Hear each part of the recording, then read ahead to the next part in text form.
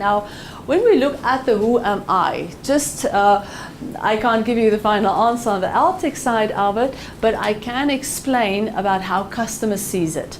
In our communication as marketing, we create a position, we create an image in the mind of the consumer that comes up. That we said, what is it? If somebody hears the word Altech, what comes to mind? I want to know what that picture is. And give you an example of that. If I these days say, take our banks, we've been playing around with them now this morning, the ABSA and Standard Bank and FNB and Nedbank and that and Capitec in. If I say Capitec, what comes to mind? Convenience. Convenience? Their customer advantage. Cheap. Cheap? Cheap? Convenience? Innovative. Innovative? We should have bought their shares 5 years ago. Just so you could have bought them last year. Yes. It went up by 300%. Can you from believe? last year. Yes. They are doing so Seriously, well. And you know, 5 years We ago. support them. We do the development. Oh. Stellenbosch. Seriously, they're very good. And Yeah, they are very, Altech- very good. Altech Card Very Solutions good. provides all their terminals, their printers. Yeah, their printers. we do the software development. They're a big customer of the group. We love them.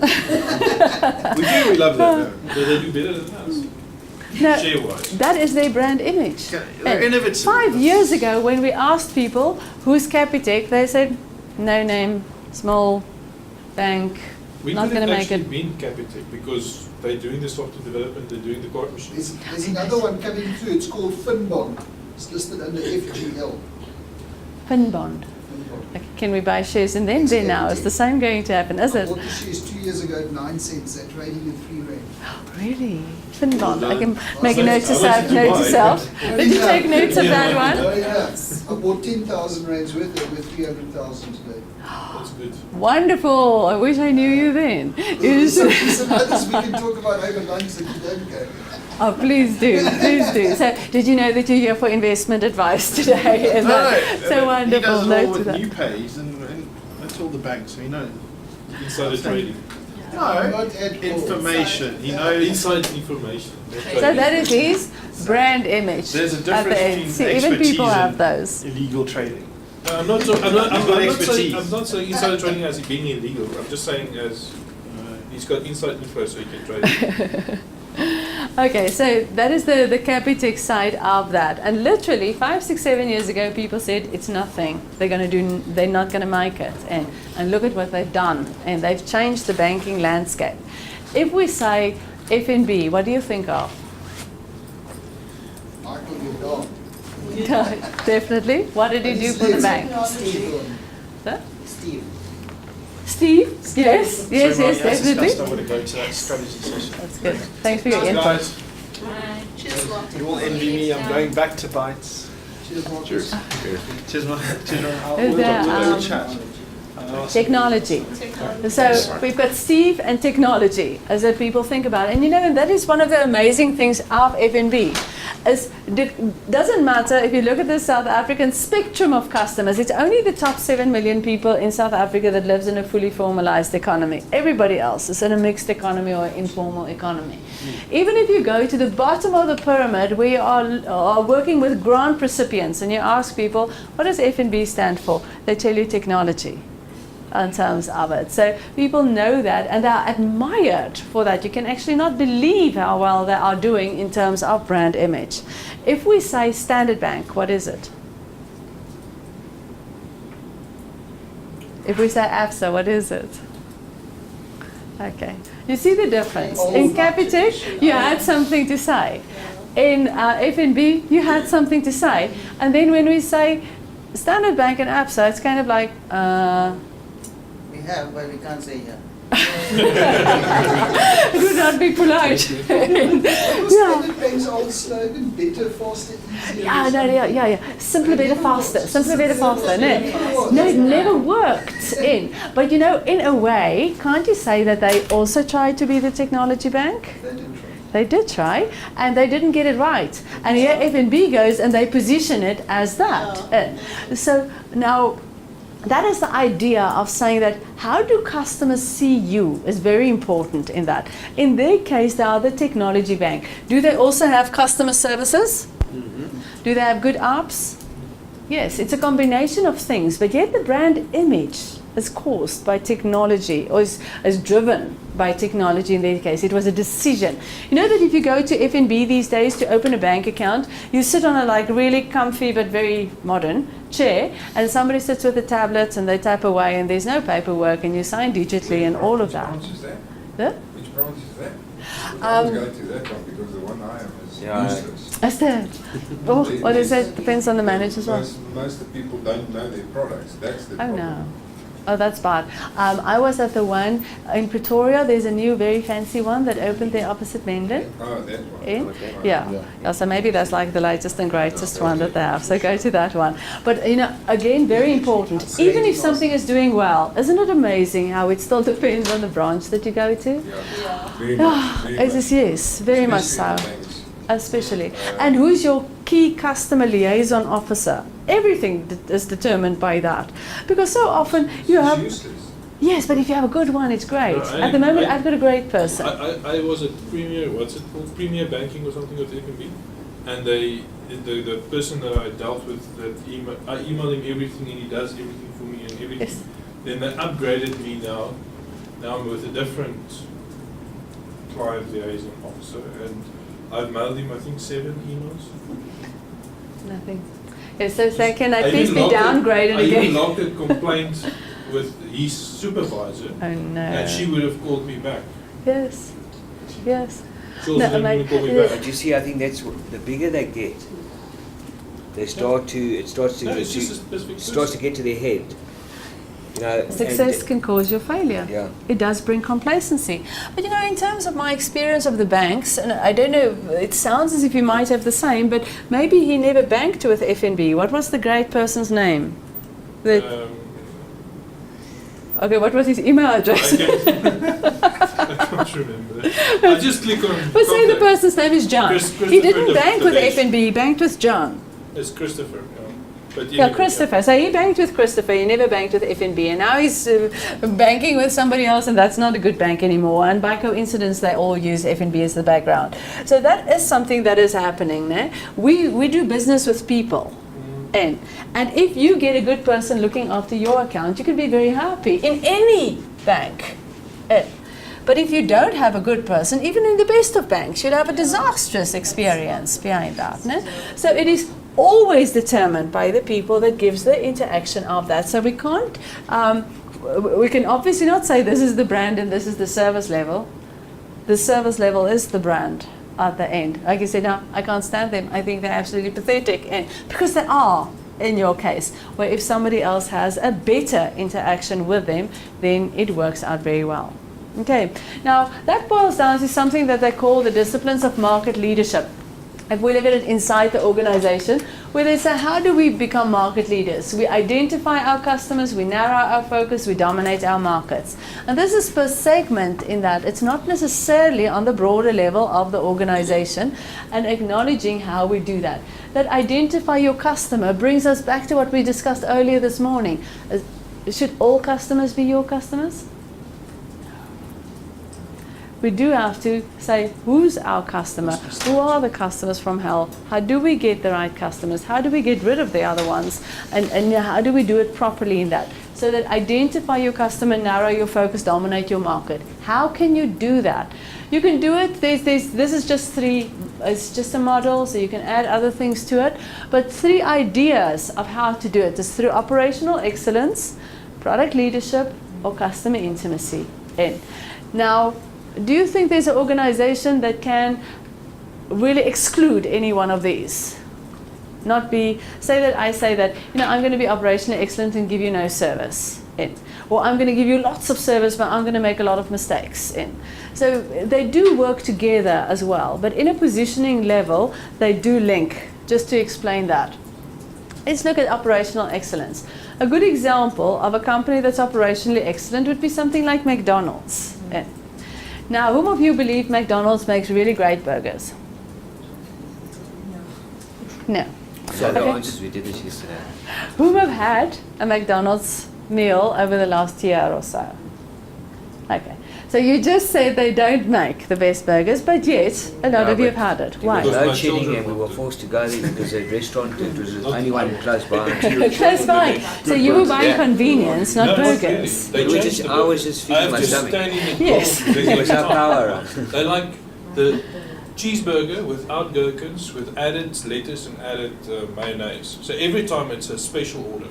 But they want the patty. That's what they like about McDonald's. Oh, so- My children likes that, and if you give them anything else, they say no, it's too big, the other burgers, and that one is small enough. Yeah. But they don't like the gherkins and they don't like the tomato sauce. But these kids are also 2 and 4 years old. Yeah, 6 and 9. But Six yeah. and a half. But they like to change it, so every time it's a whole waiting game if you go to McDonald's. Oh, but you actually do custom tailor your McDonald's, it Every seems. time. Yes, which would move away from their model that they're trying to put down. But what is always amazing of McDonald's is regardless of the audience you ask, people agree it's not the best burgers, but they've had it in the last year. And so what do they do well is they give you consistently bad burgers. You know what you're going to get. Globally. Globally. Globally, the one thing we're sure of, they're not going to give you a good burger. It's And we the are, same. and look at how successful that is. Now that is just the. But it's same like as- a cell phone signal. I mean, that is what cell phones brought to the market. You had the whole idea about the telephone that you could pick up, you always have a good connection. No matter where you are in the world, if you had a landline, you have a good connection. Also true. Then what happened is cell phones came out and they let people get used to the fact of bad service. Because And now then you're people used to accept the, that's just the way it is. yes, now Oh, you're used to never the fact thought of that you it don't that have a way. signal. You've got a signal and you don't have a signal. You're talking to a call and your call gets dropped. Yes. If your landline had calls dropped, we would have made a scene about it. Yes, we would have. Now We you would don't have- mind. I mean, Okay. you're mobile, so what does it matter if the call Isn't drops? it? No. But you know, okay, let me give you an example of that in line with our operational excellent one. If you say McDonald's does not make the best burgers, and here's a place that makes the best burgers, but you have to wait 20 minutes to half an hour for that good burger. You think people are going to wait? Yeah, it depends how hungry you are. It depends on how hungry you are. Because It if you're depends going on for other quality, things. you're going for Convenience. Are people these days willing to wait for burgers to the same extent that they were before McDonald's? The That's just- industry average time that people wait for burgers have decreased because of a 2-minute burger from McDonald's, regardless of the fact that we say they make bad burgers. So, and that's what the concept of market leadership means, is it changes the way the market thinks about something. Okay, as an excellent example, mobile phones have taught us that signals drop. And okay, that's just the way it is. It becomes like a hygienic factor, an accepted norm, and that's new. But we don't challenge it. And it is an odd thing, if you think about that, that we are very happy about consistently buying bad burgers. What do we learn from that? Consistency is important for us. It is important for us to predict what they are giving you the same thing all the time and that is really, really important. And we're in a lot of cases, when we try to give service, but we are not able to give it on a certain level, we start giving erratic service to people. And what is worse than not knowing what is coming in? So often people will go to a chain that will give you worse quality food than a local person that really cares about what they're making. But your risk is higher for the local person because that is so varying. So you'll rather take the basic bad burger that you get in the same bad way every time that you buy it. It tells us quite a lot about how we see. Think of it as a personality. You must have somebody working like you. You know, some people that work with you that when you see them in the corridor, they're so happy to see you, they just about kiss you, and then they ignore you for 3 days, and then they start just about warming up to you again, and then they ignore you for a day, and then they're so happy we should go for coffee. That you know, we know the character. Or a person that's kind of always in a bad mood. Who do you prefer working with? When you know where he is. Bad mood. Yes, yes, isn't it? No, we'll prefer somebody that's actually always in a bad mood than somebody with that type of erratic behavior. Because the bad mood, you kind of say, it's the person's personality. It's not my fault. The other one, I wonder if I said something. It is. Immediately you think like, okay, how does this work? And it makes us feel uncomfortable. So So that is very important. Can we provide services on a consistent level to people? Even if it is at a little bit of a, I'm not saying that really rock bottom services sell well. I say consistent services sell well. So, and that is just one of the things that causes quite a lot of brand damage for people, is if they can't find that consistency to say this is the level at which we can deliver always, like a McDonald's burger. And that's operational excellence. The next one is product leadership. Now, often when people talk about product leadership, they can think about maybe a very fancy sport car and that, a new Ferrari coming out. And yes, that is product leadership. But it's not just that. F&B, like we just discussed, that's a product leadership positioning that they take on technology. They bring out technology in the banking services faster than what anybody else is bringing it up. So in relation to the other competitors, they are seen as a product leader in that case. That's the product leadership approach, and obviously you have a certain level of expertise that you need. You sell expertise around that and to position it like that. And then you have the customer intimacy, where it's close relationships with customers. At its best, we see customer intimacy in small companies, with small number of customers, maybe an architecture firm, a bespoke software development firm, a hairdresser, very good at actually creating those relationships with people. A restaurateur running a nice restaurant, and when people come there, they recognize people coming to their restaurants and that. So they are the best around that, but many other companies position. Now, both Standard Bank and ABSA, that you did not have words for earlier, have positioned on the customer service side of it. No, it's about the services that they provide. But it is not, because they are not providing any services. And that's why the positioning is not that strong. Now think about your bank. It's just an easy example to use. Which one would you prefer them to be?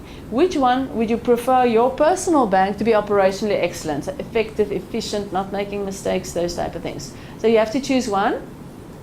Which one would prefer operational excellence? You would. Which one would prefer product leadership? Yeah? And who would prefer customer intimacy? Yeah. So, and that is important to acknowledge. That is segmentation, to say different people buy brands for different reasons. So it is so important to say, if this is the capability, if this is the type of customer I have, what is the type of capability that I should develop in that, and what should I market? The majority of you said customer excellence. So if I'm a bank selling to you in that, then I have to prove to you how we don't make mistakes, how you have your statements in your inbox at a specific time, always in that. Maybe analysis tools that you can build around people's statements that help them manipulate their data. You know, that whole thing of what is my personal expenses versus my business expenses and that. All type of things that makes it more effective and efficient for people to work with their own bank accounts, and that shows the accuracy of that would then be the type of development that we do, and we support it then by the idea of product development and customer services. And if we, however, say it is product leadership then maybe we will say, what would the positioning of it be? Says we can have let's stay with the banking system for a while, since the other things can be so confusing if we start going inside. No. If I'm on a product leadership level, maybe I do have events where I have people that's very good at personal finance and creating wealth, that create talks and webinars for my customers around that. I can link them to liaison office that's actually trained on the services that they do provide. And when people come in, and F&B is really good with that. You know, if I go in as a technology savvy customer, they will put me down with somebody with a iPad, and the person will open my account and I'll sign digitally and leave. But if I am a poorer customer, what they do is they'll come and say, you know, the person working for F&B, and I'm the poor customer. I will come and sit that I can see your computer screen. Usually the customer sits on the other side, because what they are saying is, I can see how easily you can do internet banking. Then it already is kind of customer education there. So now people have a very close experience of it's about out this computer and you say, hey, look at what I did here. See, I transferred money here. See, you can pay your funeral plan this way. See, you can do that. And then I go through the detail like that, but all based on the computer that is now on us on the same side of the table. So there's a customer intimacy level to that, yes, but it is circled around the computer and a product that is made as easy as possible to work with on a computer screen. And that is how they do that product leadership positioning. And we said it worked wonderful. You know that it doesn't even have to be fancy. Have you ever thought of it that if you are poor, that you can't phone a toll-free number because you don't have a landline? Yes, toll-free numbers only work on landlines. Poor people in South Africa don't have landlines in that. So you take Soweto, for example. There's something like 17% of people that have access to a landline. The rest is mobile phones. So a poor person cannot phone a call center for free. So what did FNB do in some of the malls that they don't necessarily have? Branches are very expensive. They paint a wall with all FNB's colors. There's basically like a little desk thingy there for phones, landline phones. That's it. That's the bank in that. And people walk up to that and people love it. They can go and make all their toll-free calls from that phone, not just the FNB call center, but all of their toll-free things. That phone is technology as well. So we often don't think technology is fancier than that. No, it's not. It's whatever it is in the mind of that person. So it's a product type approach that they're taking, working out very well for them in that. And then if it is custom intimacy, it is about building CRM databases and understanding exactly what my customers want and custom tailoring services to see how I can do that well. And now if you have to say, so how do we do it? We don't ask yourself what do you want to be. So let's get that off of the table. It's not about what you want to be. We want to know who are you currently. So you look at your current capabilities and skill sets inside your organization. So if this is who you are, in which one do you most naturally fit? What do you think? Think about almost the CVs of people and the personalities of people working with you. Which one of those three would they most naturally be able to execute? It's important. The information you gave to say, but there is not even a common customer database that's running behind this. So obviously that's not going to be that possible. So are you able to give services at effectively and efficiently? Well, we can try to do that from the UC manufacturing. Depends on who you marking yourself against. Yeah. So for ourselves, if you look at the part of our business that does set-top-box manufacture, we do try to follow that. But if you look at it in comparison with the Chinese environment, Yeah, and that is the problem at this point in time. It's not as if we can just compare ourselves against people inside the country. We do have to look at it broader than that, no? Very, very true. In terms of South Africa, you built a state-of-the-art factory. in You terms get of South yourself to Africa, tune up product. You're tuning up record levels of product every month.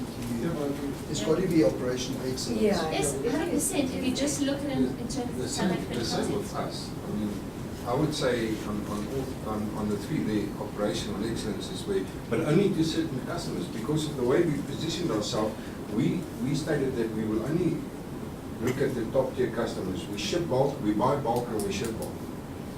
But now we want to go into the mid-tier market, right, which is what my research is about.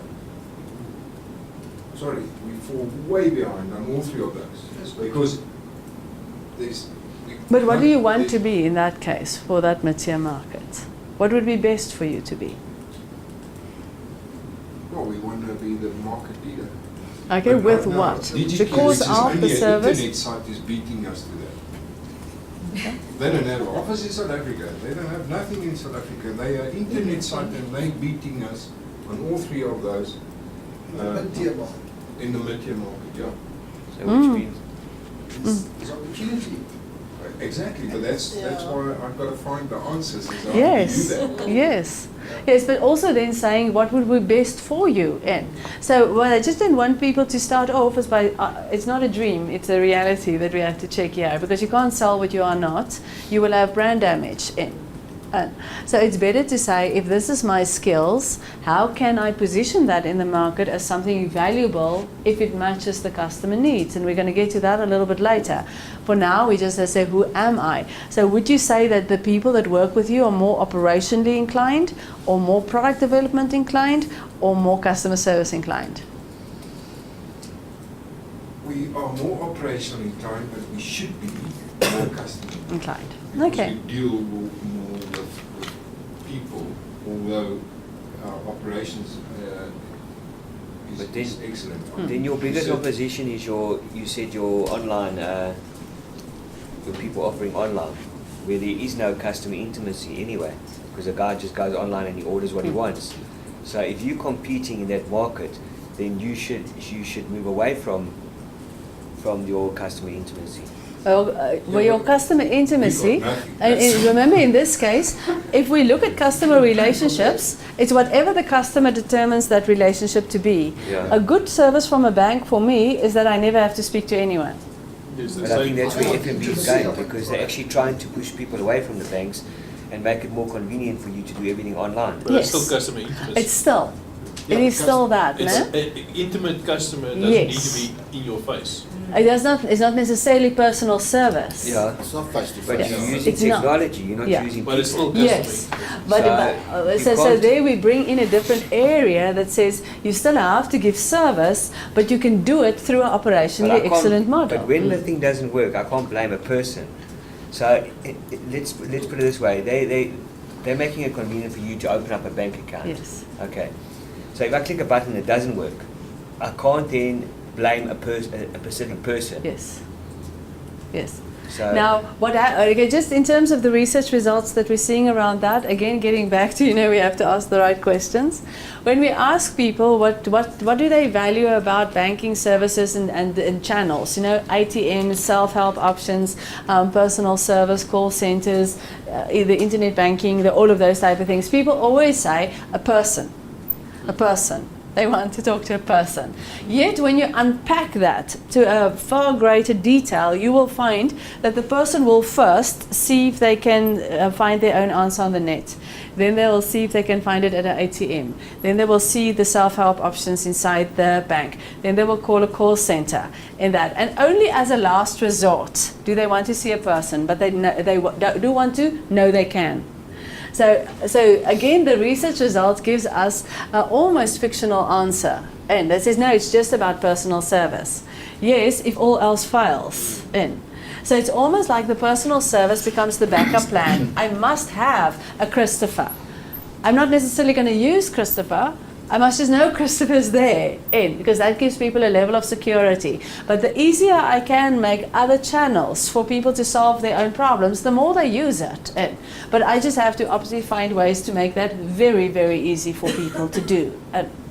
Okay, so personal service is many different things. It can be checking a website, it can be calling a call center as well. But with always this, if that fails, what next? If that fails, what next? If that fails, what next? All your first steps save you costs. It's part of operational excellence. And your final one is the case of, okay, now everything is dropped. I now want to talk to someone. And the person needs to be able to go through the other ones very fast as well.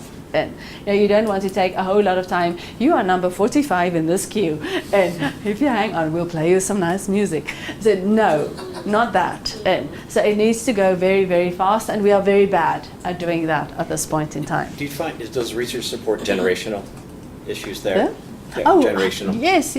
We're the older customers' personal service at the end of the day, and so definitely. It does have a generation. And in South Africa, do you find that people want to speak to someone who's here? Or are you comfortable with international call centers? to be honest, Okay. in South Africa, people don't want to speak to call centers, because you don't actually know whether you're really speaking to FNB, whether it's all outsourced and it's all over the place. So that's my experience. I don't want to actually speak to a consultant, Yeah, to be but quite also honest. the local call centers often can be difficult to get sound like they're outsourced anyway. Yes. And you actually, by often the, can't So it doesn't matter whether or not it's understand them, Bangalore they can't or understand Costa you. Rica or Budapest or No, they don't Johannesburg. understand you in any case. And if you tell them, please, this is my ID number, please say that again.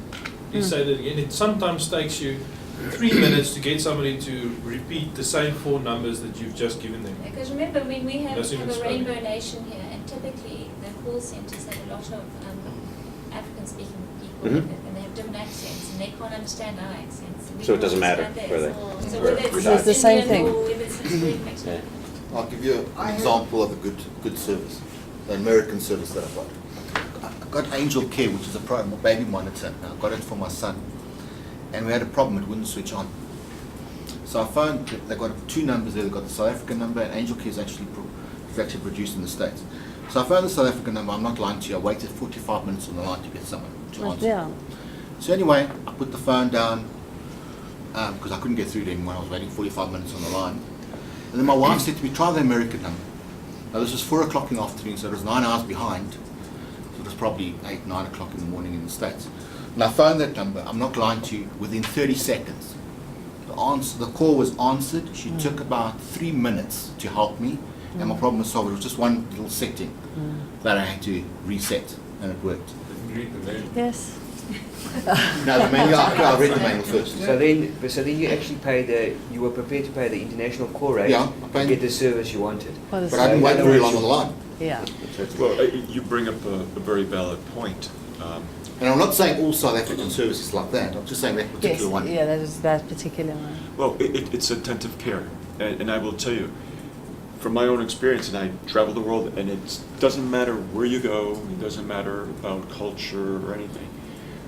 When you go into a store, how you're greeted, if somebody says hello or so on, or if somebody ignores you, it's like you come into your office. When we walked in, the receptionist greeted us with a big smile and you know, how can I help you and so on. It makes a difference.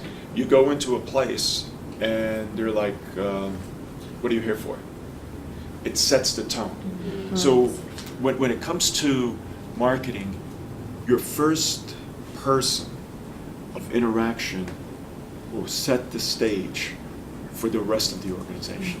You could have the most wonderful human CEO, but if the reception is rude, it ruins everything. It's a customer experience. It's the customer It's literally from experience. security that you come in, how you find the parking or somebody there, That's right. how you are walking through the door, and often people think that's not about marketing. It is. Yes, it is, and that is we refer to it as we're in an experiential economy now. Everything adds up in it, whether somebody answers with an accent at a call center in, or whether it is how the receptionist treats you. It's literally everything. Now I can give you some of the results on call centers. Call centers are not in general perceived that negative. People, because they are often 24 hours in, and that's one of the big things that people appreciate, is if they can call anytime they want. The problem on our call center is mostly the costs of it, because people mostly phone from mobile phones to call centers, and people are very appreciative of services that they do get. Now, if you take into account that there is, let's say, there's 40 million African people in the country that does not have an accent problem with somebody picking up a call.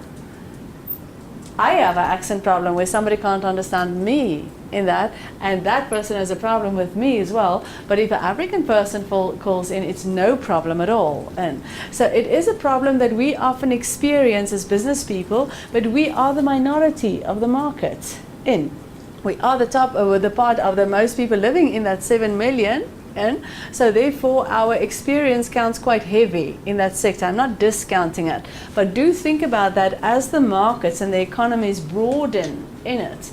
The more players that are coming into the market is actually African speaking customers in, and that solves your language issue automatically. Do that. Huh? Do you know that it solved it? Because you're making Yes. a presumption No, that no, no, they no, no. understand We've done each lots other. of research on it. Oh, Yeah, no, I we've was done asking lots. the question because Yeah. I've heard a few people that Yeah. says, please speak to this guy, I can't understand. Yeah, no, But- and I mean it's a fallacy, that whole idea of that African people understand all the languages and they are all actually so close together that it's actually easy to understand. That is really just nonsense. Yes, But people are more African people do speak more languages in general. In that, so the language capability is broader than, and as soon as you have that, in any case, accent is also not so much of an issue, and we often find where people will then speak English, but still have a higher understanding of it. Think about that from a government point of view. The government looking for youth employment sponsored the BPS sector, where they sponsor youth employment programs in call centers, specifically in that. We've done the interviews on the side of the call center agents as well as on the side of the customers. And sometimes your heart goes out when a young call center agent sits there and she says, I don't know what to do anymore, because I speak to the person and then they say to me, please repeat that in English. And then that person, their personality-wise, they're taking a hammering. And I say you should build monuments for people working in call centers. Everyone that phones has got a complaint. And especially if you've waited 45 minutes. If not, if you then feel like being like very nice to the person on the other side. Yeah, but it's also, it's like, once you've obviously experienced or had a bad experience, I mean, for example, whatever, in the bank, and then you walk in, maybe I must just give you the story quickly. Okay, so I went to draw out money from an ABSA ATM using my Standard Bank card. The machine had a technical fault or whatever, I never got the money, but yet the money came out of my account. Okay, so that was, so then I was told I need to go to my branch to sort out the problem. My branch told me it's going to take 12 days because I've got to fill out a whole lot of paperwork, blah, blah, blah, whatever. Then I decided to find apps. I said, well, fine, it's your machine. What's going on here? Does it really take 12 days for you to see that, there's extra money in the account? I mean, with technology today, it should be like instant. Exactly. And then you walk into your bank after phoning how many different people, whatever, and then they say to you, how are you? And then quite frankly, you say, well, actually, I'm going to be honest, Yeah. Then you get to a consultant who hasn't got a clue what you're talking about and says, this is the policy and you need to fill out this and blah, blah, blah, whatever. Yes. The next thing I do is I go into Hello Peter, ABSA and Standard Bank, put a complaint, and within 5 minutes, 10 minutes, the problem's sorted out. Yes. As they force people to do that, but then the amount of damage that is already done.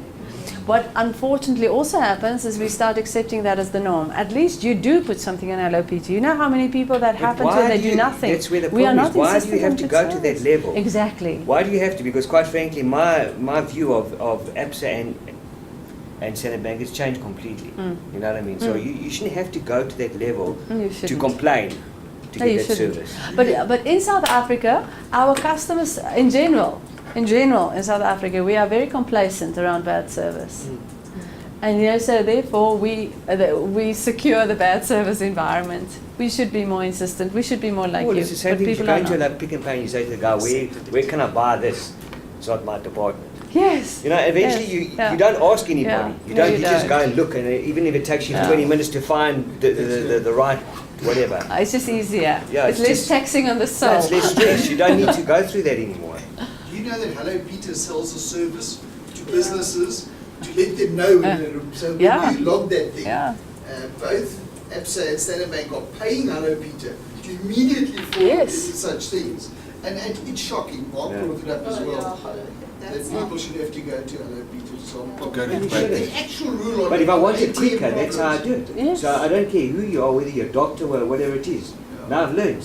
Well, Yes. As I skip all the channels and go I for don't Hello actually want to Peter. deal with a call center or whatever it is. I just put a complaint on there, and within 5-10 minutes, someone's going to phone me. And quite frankly, you know, Yeah. it's an easier way to do But it. then It you is shouldn't true. try and deal with customers, that's even worse.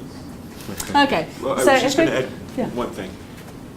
I'm hearing all the issues. From my own experience, a lot of times I believe that executives in large companies forget what it's like to be a customer. And I'll give you an example. One of my companies, I had a media company in Texas, and We had a major airline that was a sponsor for one of our programs. They're an advertiser and heavy sponsor. And the VP of marketing and customer service went out to dinner, took me out to dinner, and was just asking me questions because he knew I traveled a lot from my own experiences.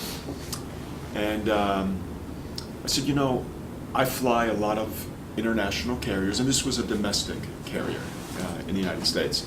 So, you know, I fly Singapore Airlines, Virgin Atlantic, and they have absolutely superb service. I mean, the experience, and I've described all of the services that they provided. And I said, have you ever flown these airlines? And he says, well, no, I don't. I fly my airline. And I said, well, you really need to experience, rather than me telling you how good someone is, you really need to experience it yourself.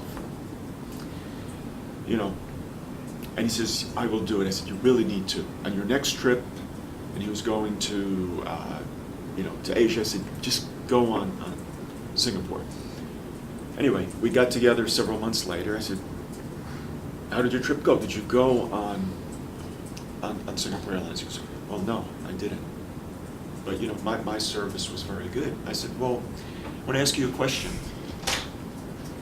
Before you set foot on that plane, everybody on that plane knew that we have a senior executive sitting in our first class seat.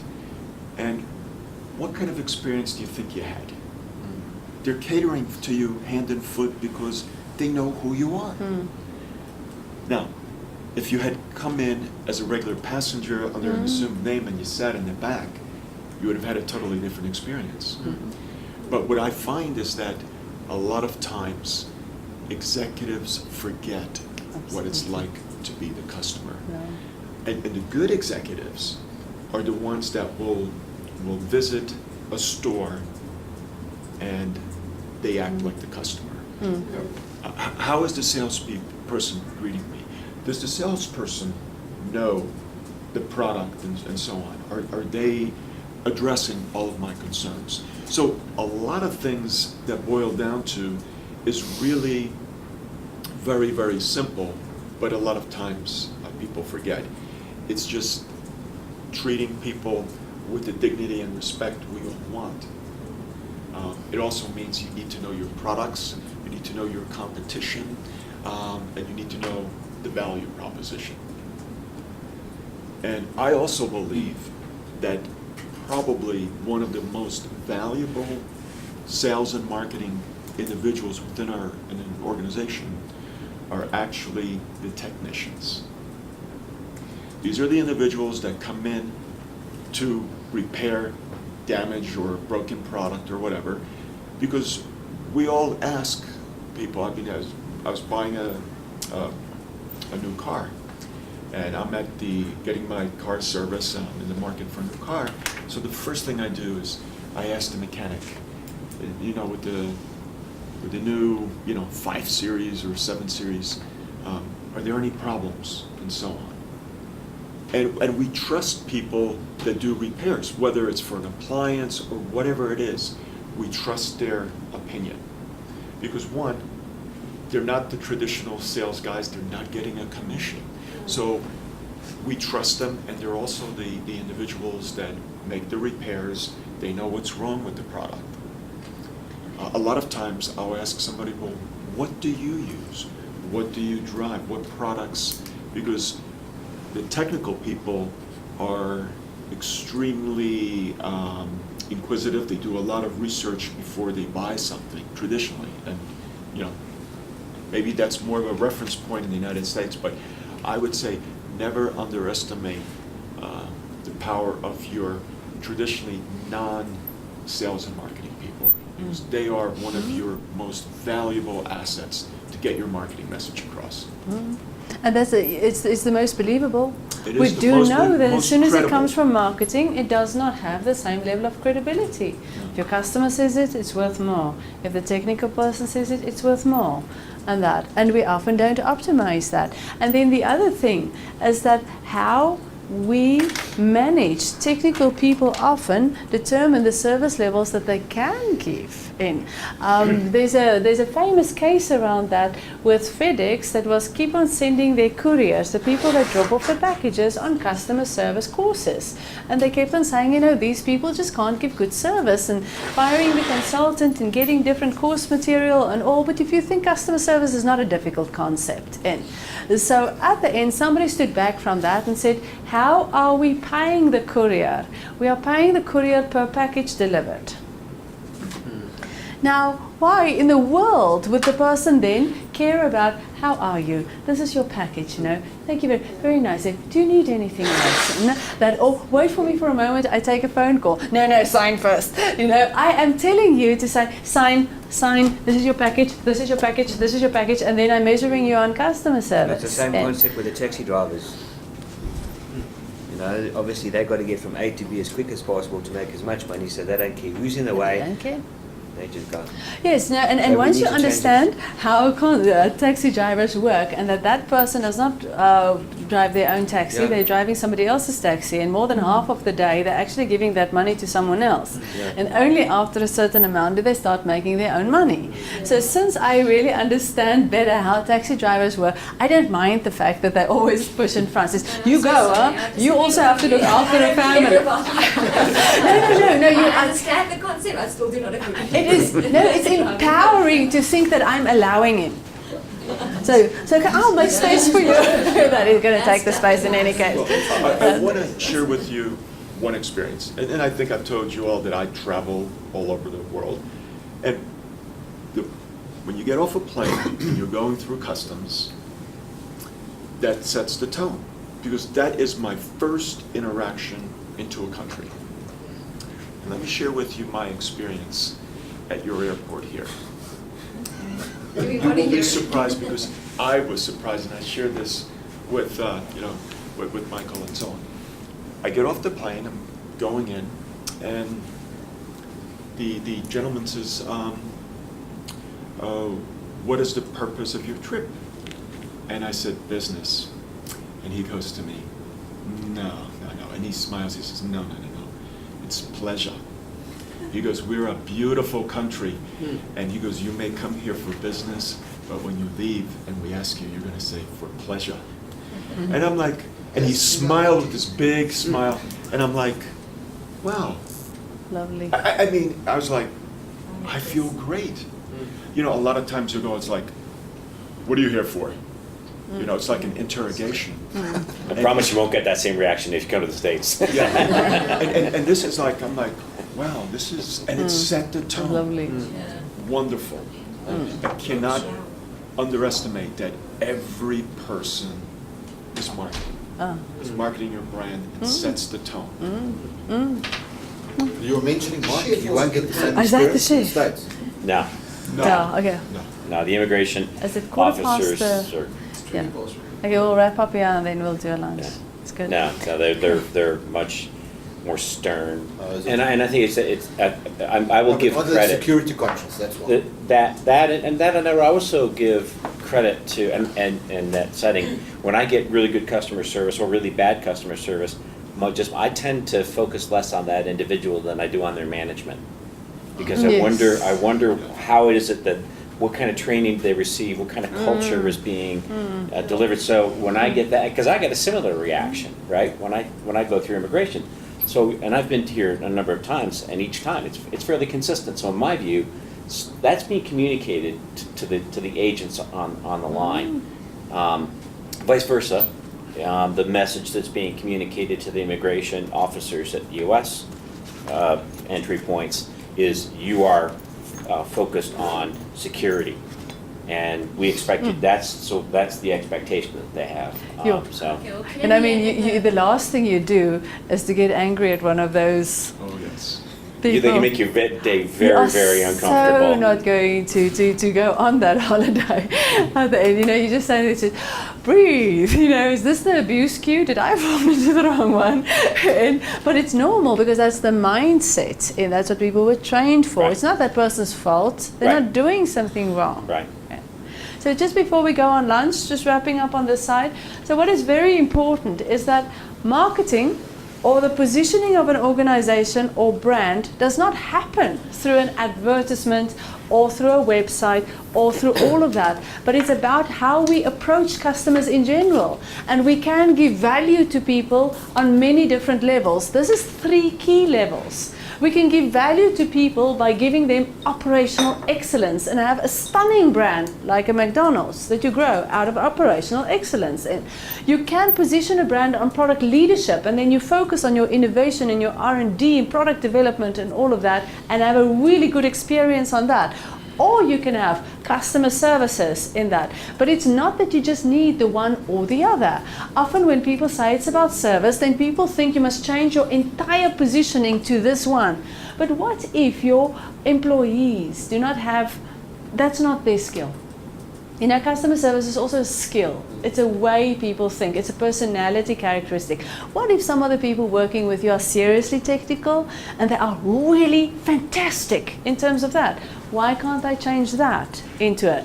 Why can't I use these experts on blogs that I have so that people can see, wow, just check out the people working at this place. They are so intelligent. They are so dynamic. They are so innovative. They are so all of it. And I create my image from that perspective.